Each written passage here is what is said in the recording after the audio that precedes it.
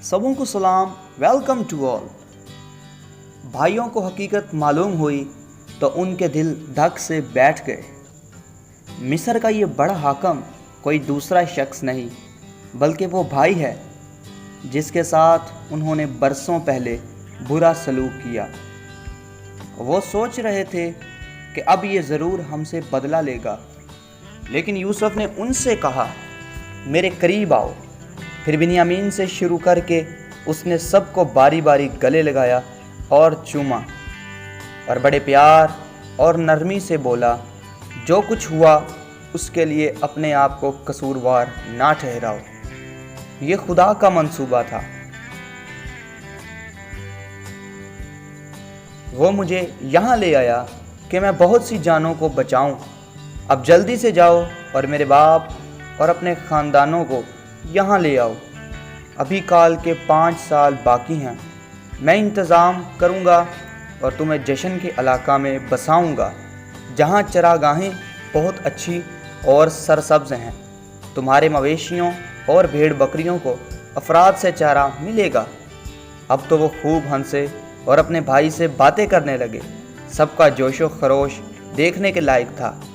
बाहर नौकर चाकर जानना चाहते थे कि अंदर क्या हो रहा है।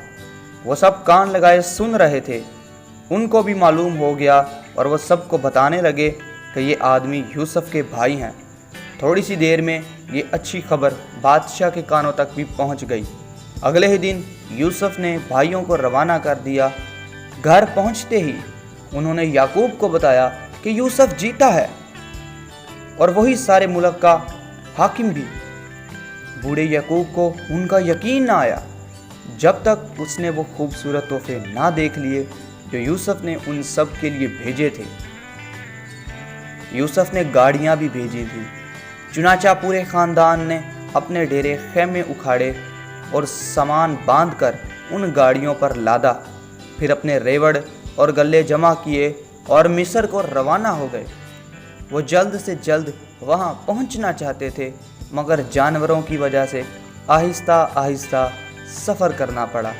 वो खुश थे कि हम उस मुल्क में जाएंगे जहाँ यूसुफ हाकिम है और उस इलाका में रहेंगे जो उसने हमारे लिए तैयार किया है।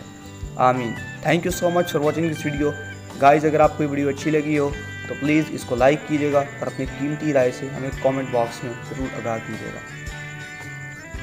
स्टे ब्लेस्ड, बी सेफ, आमीन।